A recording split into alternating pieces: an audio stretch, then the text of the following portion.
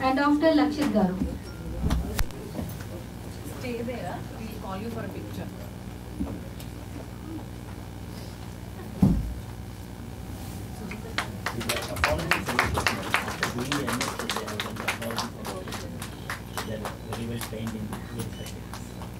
వీళ్ళ ఇంట్రెస్ట్ అంతా coffee route అన్నమాట.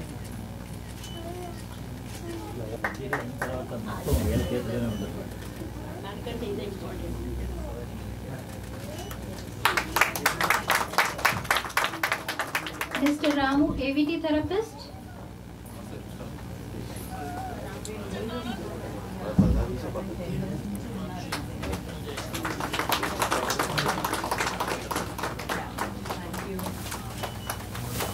And Mrs. Kalyani, AVT therapist.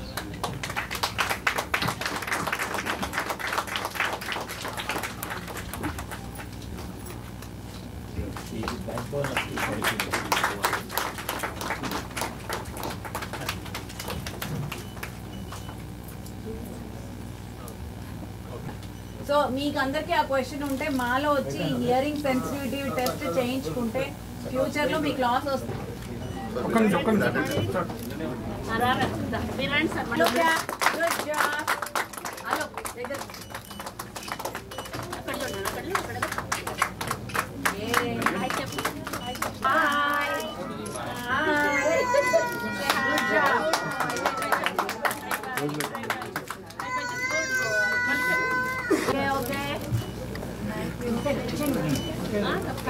World hearing day ఈ రోజున వరల్డ్ హెల్త్ ఆర్గనైజేషన్ ఇచ్చిన స్లోగన్ ఏంటంటే హియర్ ది ఫ్యూచర్. అంటే మన భవిష్యత్ అంతా హీరింగ్ మీదే ఉంది. అంతేకాకుండా వినికిడి లోపాన్ని మనం ముందుగా పసిగట్టి దాన్ని మనం సరిచేయాల్సిన అవసరం ఉంది. ఈ కాన్సెప్ట్తో ఈరోజు వరల్డ్ హీరింగ్ డేని మనం జరుపుకుంటున్నాం. హీరింగ్ లాస్ వల్ల వినికిడి లోపం వచ్చినప్పుడు వినికిడి లోపమే కాకుండా మాటలు కూడా దెబ్బతింటాయి. అంతేకాకుండా అదే పుట్టుకతోటే వచ్చినట్టయితే కనుక మాటలు కూడా రాకుండా ఉండిపోతాయి, మగవాళ్ళగా తయారవుతాయి. అంటే ఒక లోపం ఇంకొక లోపానికి కూడా దారితీస్తుంది. బహుశా ఏ ఇతర అంగవైకల్యము రెండు వైకల్యాలని కలుగజేదు, ఇది ఒక్కటే. ఇది చిన్నపిల్లల్లో అంటే పుట్టిన వెంటనే దాన్ని గనక మనం గ్రహించి దాన్ని నిర్ధారించి దాన్ని సరిచేసినట్టయితే రెండవ అంగవైకల్యమైనటువంటి మూగతనం రాకుండా ఉంటుంది. సో మూగతనాన్ని మనం రాకుండా ఆపడానికి మనకు అవకాశం ఉంది. అందుకోసమే ఈ హాస్పిటల్లోనూ తర్వాత మన టీం కూడా వేరే వేరే హాస్పిటల్స్లో, గవర్నమెంట్ హాస్పిటల్స్లోనూ, ప్రైవేట్ నర్సింగ్ హోమ్స్లోనూ కూడా పుట్టినరోజునే వినికిడి ఎంత ఉన్నది అనేది నిర్ధారించి వినికిడి లోపం లేదు అనే సర్టిఫికేట్ని ఇవ్వడం జరుగుతుంది. గత 15 సంవత్సరాలుగా వినికిడి లోపం ఉన్నదా లేదా అనేది నిర్ధారించే పరీక్షలు పుట్టిన చిన్నపిల్లల్లో, అప్పుడే పుట్టిన పిల్లల్లో అదే రోజున లేదా మర్నాడు కానీ ఈ పరీక్ష చేసి వారికి వినికిడి లోపం ఉన్నది లేనిది నిర్ధారించి లోపం ఉన్న వాళ్ళకి సరిచేసే ప్రక్రియ మొదలు పెడుతున్నాం. ఈ ప్రక్రియ 6 నెలల్లో మళ్ళీ ఇంకొకసారి పరీక్ష చేసి వినికిడి లోపం ఉన్నట్టయితే కనుక దాన్ని మనం హీరింగ్ ఎయిడ్తో సరిచేయడానికి ప్రయత్నిస్తాము. హీరింగ్ ఎయిడ్తో వినికిడి సాధనంతో బెనిఫిట్ లేకపోయినట్టయితే సంతృప్తికరమైనటువంటి ఫలితం లేని సందర్భాల్లో 9 నెలల నుంచి ఏడాది వయసులోపు కాక్యులర్ ఇంప్లాంట్ ఆపరేషన్ చేసినట్టయితే వారు కూడా మనలాగే మాట్లాడగలుగుతారు. మన జనజీవన స్రవంతిలో కలిసి మన దేశానికి సోకాల్డ్ జీడిపి అంటాం కదండి, జీడిపి పెంచడంలో వారు కూడా పాలు పంచుకుంటారు. ఇది 2 సంవత్సరాల లోపు ఈ ఆపరేషన్ చేసినా కూడా మంచి ఫలితాలు వస్తాయి. 2 సంవత్సరాల వయసు దాటినట్టయితే కనుక వారికి ప్రత్యేకమైన శిక్షణ ఇచ్చి వారికి మాటలు నేర్పించవలసి ఉంటుంది. ఈ నేర్పించే ప్రక్రియని ఆడిటరీ వెర్బల్ థెరపీ ఏవిటి అంటారు. ఇది కూడా మన హాస్పిటల్లో మరియు కాలేజీలో చాలామంది పిల్లలకి ఇవ్వడం జరుగుతుంది. దీనికి చాలా పెద్ద టీం ఉంది. ఇది వికాస్ గారి నేతృత్వంలో ఈ ప్రక్రియ జరుగుతుంది. అంతేకాకుండా వినికిడి లోపం పెద్దవాళ్ళలో కూడా మనం చూస్తున్నాము. ఏజ్ పెరుగుతున్న కొద్దీ వినికిడి లోపం రావడం కొద్దిగా సహజం. ఆ వినికిడి లోపాన్ని మనం ముందుగా పసిగట్టాలన్నదే ఇవాళ ప్రపంచ ఆరోగ్య సంస్థ యొక్క కొటేషన్ ఆర్ నినాదం, హియర్ ది ఫ్యూచర్. అంటే ఫ్యూచర్లో వచ్చేటువంటి వినికిడి లోపాన్ని ఇవాళే మనం గుర్తించి దాన్ని సరిచేయగలమా అనేదే ఈ నినాదం యొక్క ఆలోచన. ఆ దిశగా మన హాస్పిటల్లోనూ మన సంస్థలోనూ హై ఫ్రీక్వెన్సీ ఆడియోమెట్రీని మనం ఇక్కడ చేయగలుగుతున్నాం. బహుశా ఈ అధునాతన సాంకేతిక పరీక్షలు బహుశా మన హాస్పిటల్లో మాత్రమే ఉన్నట్టుగా నాకు అనిపిస్తుంది. ఇంకెక్కడా నేను చూడలేదు మన తెలుగు దేశాల్లో. ఈ పరీక్ష వల్ల ముఖ్యంగా పెద్దవాళ్లలో వినికిడి లోపాన్ని మనం కొన్ని నెలలు లేదా సంవత్సరాల ముందుగానే మనం గ్రహించి దాన్ని నివారించేటువంటి అవకాశం మనకి కలుగుతుంది. ఇది మనం గత 5 సంవత్సరాలుగా మనం చేస్తున్నాము. ఈ రోజున ప్రపంచ ఆరోగ్య సంస్థ దీన్ని ఒక నినాదంగా తీసుకొచ్చింది. సో మన కర్తవ్యం ఏంటంటే వినికిడి లోపాన్ని తొందరగా గుర్తించాలి అనే ఆలోచన విధానాన్ని మన సమాజానికి చేరవేయాలనే ఉద్దేశంతో ఇవాళ ఇక్కడ అందరం మనం కలుసుకున్నాము. ఈ ప్రోగ్రాంకి విచ్చేసినటువంటి సురేఖ మేడం గారికి నా ధన్యవాదాలు. నేను ఎంత ధన్యవాదాలు చెప్పినా అది తక్కువే. ఎందుకంటే ఆమె కూడా సమాజ శ్రేయస్సు కోసం పాటుపడుతున్నటువంటి ఒక ముఖ్యమైన మన కాంగ్రెస్ పార్టీ యొక్క member. Thank you very much. Thank you. నమస్కారం.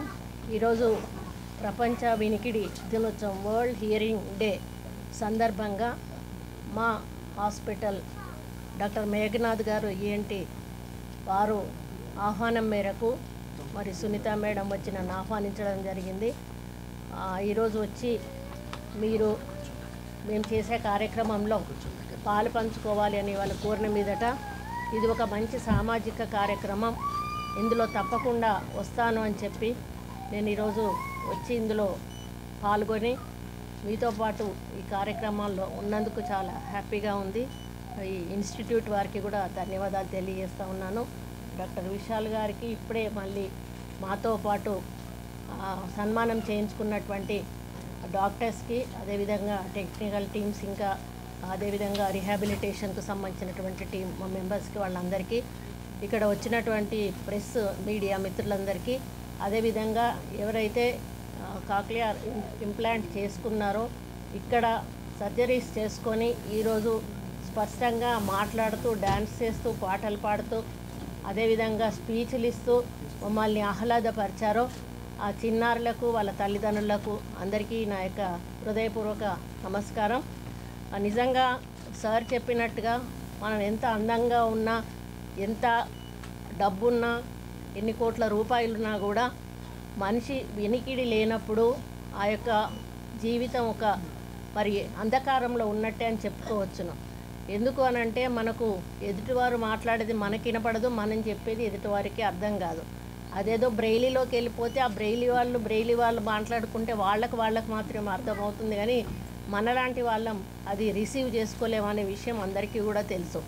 కాకపోతే పూర్వకాలంలో అడ్వాన్స్ టెక్నాలజీ లేకపోవడం వలన ఇవన్నీ తెలుసుకోక చాలామంది పుట్టినటువంటి పిల్లలు అలాగే డెఫ్ అండ్ డమ్ లాగా పెరిగి వాళ్ళ జీవితాలను అంతం చేసుకున్నారు. కానీ ఇప్పుడు ఉన్నటువంటి టెక్నికల్స్ ఏదైతే అడ్వాన్స్ టెక్నాలజీ ఉందో సార్ చెప్పినట్టుగా అప్పుడే పుట్టిన బిడ్డ కూడా తన చెవులు పనిచేస్తున్నాయా లేవా అని పరీక్షించేటువంటి సాధనాలు రావడం వలన రాను రాను మనం ఈ యొక్క వినికిడి శక్తి లేని సంఖ్యను తగ్గించేటువంటి అవకాశం ఉంది అని మరి వారు చెప్పడం జరిగింది. ముఖ్యంగా బిఫోర్ 1 or 2 years అంటే అప్పుడు పిల్లలు మాటలు నేర్చుకునే టైం.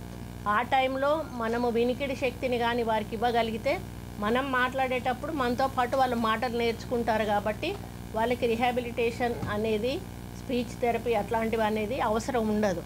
ఆ తర్వాత ఏజ్లో ఉన్న వాళ్ళకి చేస్తే వాళ్ళు అప్పుడు మాటలు నేర్చుకోవడం అంటే చాలా కష్టం. కాబట్టి దానికి ఒక ప్రత్యేక డిపార్ట్మెంట్ ఉంది. ఆ డిపార్ట్మెంట్ ద్వారా ఆ పిల్లలకు మాటలు నేర్పించడం జరుగుతుంది.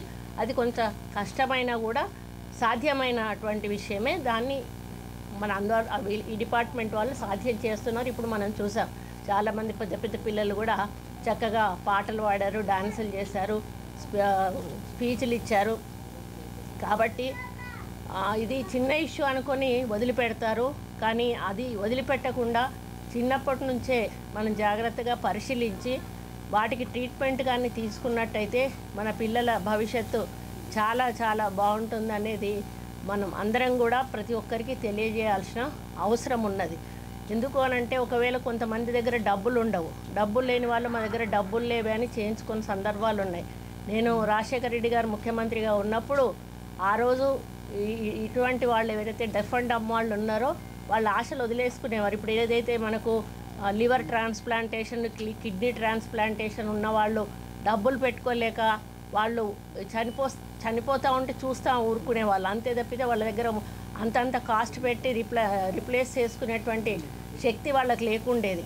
అప్పుడు రాజశేఖర రెడ్డి గారు ఉన్నప్పుడు కూడా ఈ విధంగా డెఫ్ అండ్ డమ్ వాళ్ళు 2-3 సార్లు ఆయన దగ్గరికి వచ్చి ఉంటారు. మరి ఏ ఉద్దేశంతో ఆయన డెసిషన్ తీసుకున్నారో తెలియదు. ఆయనకు ₹1 డాక్టర్ అని పేరు. ఆయనకు కడపలో ఉన్నప్పుడు పులివెందల్లో ₹1 తీసుకొని ఆయన ట్రీట్మెంట్ చేశాడు. ఆయన ఉన్నప్పుడు వైద్య రంగాన్ని ఒక లెవెల్కి తీసుకెళ్లారు. ఈరోజు ఆరోగ్యశ్రీ పెట్టడం కానీ ఎన్నో మార్పులు తీసుకురావడం కానీ అంటే మనిషి ఆరోగ్యం యొక్క విలువ ఒక డాక్టర్గా ఆయనకు తెలుసు. కాబట్టి ఆయన ఎన్నో నిర్ణయాలు తీసుకొని ఆ రోజు వైద్య రంగాన్ని ఒక స్థాయికి తీసుకెళ్లారు. దాంట్లో భాగంగానే ఆరోగ్యశ్రీ పెట్టారు.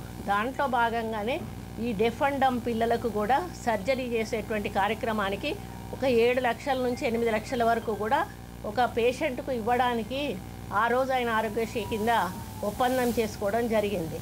అయితే అది కూడా దుబారా అవ్వలేదు. ఎందుకంటే డాక్టర్స్కి చాలా కండిషనల్ ట్రీట్మెంట్ ఇచ్చే విధంగా ఆ యొక్క జీవోం తీసుకొచ్చారు. ఏంటి అంటే పిల్లలను పూర్తి స్థాయిలో పరీక్షించిన తర్వాత ఒకవేళ సర్జరీ చేస్తే 100% ఆ యొక్క బాబు కానీ పాప కానీ సక్సెస్ అవ్వగలుగుతుంది, తిరిగి ఆమెకి వినికిడి శక్తి రాగలుగుతుంది, అప్పుడే ఆ యొక్క సర్జరీ చేయాలి. ఒకవేళ వీళ్ళ టెస్ట్లలో ఏమాత్రం అవకాశం లేదు, వీళ్ళకు వచ్చే అవకాశం లేదు అని తేలినట్టయితే దాన్ని రిజెక్ట్ చేయడం అన్నట్టు. ఎందుకంటే 7 లక్షల రూపాయలు పెట్టి సర్జరీ చేసినా కూడా ఆ అమ్మాయికో అబ్బాయికో అది సక్సెస్ అవ్వనప్పుడు దాన్ని వీళ్ళు రిజెక్ట్ చేస్తారు. అది ఇంకొకరికి ఉపయోగపడే అవకాశం ఉంటుంది.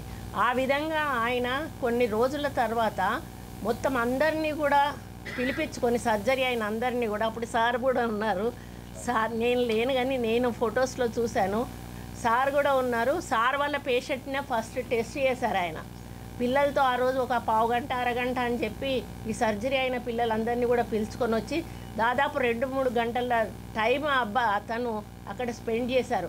అంటే ఆ పిల్లలు చిలక పలుకులు పలుకుతూ ఉంటే, అరుస్తూ ఉంటే ఆ తల్లిదండ్రుల మొహంలో ఆనందం చూసినప్పుడు ఆయనకు ఒక చెప్పలేని ఆనందం వేసింది. అంటే వీళ్ళు ఈ సర్జరీ కానీ చేయించకుండా ఉండుంటే జీవితాంతం వాళ్ళు డెఫ్ అండ్ డమ్గా మిగిలిపోయేవాళ్ళు.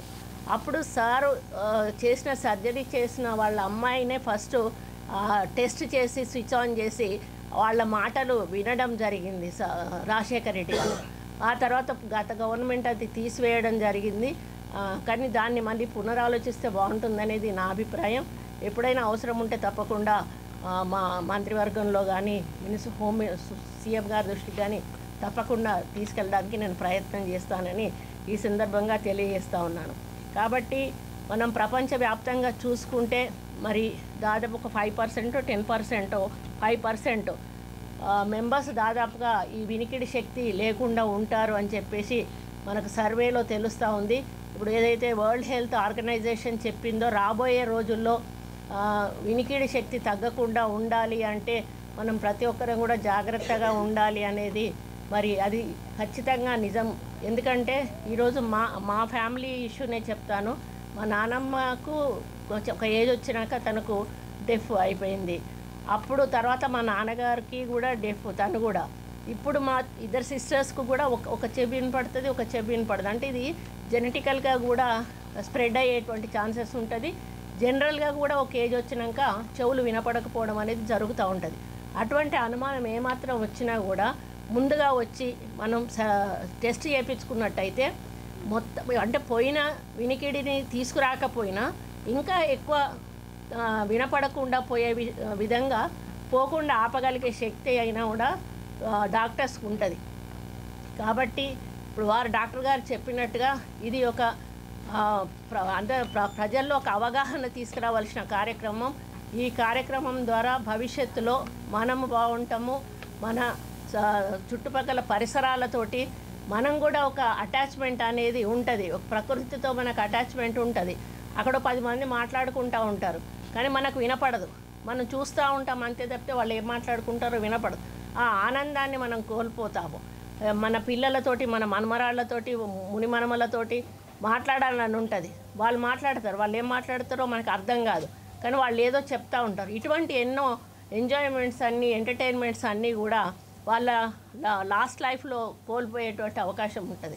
కాబట్టి సార్ చెప్పినట్టుగా మనం దీన్ని చిన్నదిగా తీసుకోకూడదు. ఏ చిన్న అనుమానం వచ్చినా కూడా వెంటనే మనం టెస్ట్ చేయించుకొని భవిష్యత్తులో మనం బాగుండేటట్టుగా మరి మనం ట్రీట్మెంట్ తీసుకోవాలి. మరి ఇక్కడ ఉన్న పిల్లలందరూ కూడా నిజంగా మీరు చాలా అదృష్టవంతులు. మీరు మీ లైఫ్లో ఈరోజు ఇంత బాగా మాట్లాడగలుగుతున్నారు, వినగలుగుతున్నారు అంటే ఆ భగవంతుడు ఆశీర్వాదం, మీ తల్లిదండ్రులు చేసుకున్న పుణ్యం. అదేవిధంగా ఇలాంటి డాక్టర్లు ఈరోజు మన సమాజంలో ఉన్నందుకు ఈరోజు మీరందరూ కూడా ఇక్కడ ఇంత చక్కగా మాట్లాడగలుగుతున్నారు, ఇంత చక్కగా పాటలు పాడగలుగుతున్నారు. నాకు చాలా హ్యాపీగా ఉంది. కాబట్టి ఇంత మంచి కార్యక్రమానికి డాక్టర్ గారు ఆహ్వానించడమే నాకు చాలా ఆనందంగా ఉంది. ఇందులో పార్టిసిపేట్ చేసినందుకు ఇంకా ఆనందంగా ఉంది. సార్ ఇట్లాంటివి ఇంకా ముందు సర్వీస్ ఇస్తూనే ఉండాలి. మరి పేద ప్రజలు చాలామంది ఉంటారు. అటువంటి వాళ్ళను కూడా కొంత మరి మీరు చూస్తూ మరి మీ సర్వీస్లో మామూలుగా కొన్ని ఫ్రీ అని ఇంత అని మరి, ఎందుకంటే ఇవాళ రేపు తెలుసు మనకి మెడికల్ దాంట్లో ఎంత ఎక్స్పెన్సెస్ అవుతున్నాయో అదన్నీ కూడా భరించాలంటే చాలా కష్టము.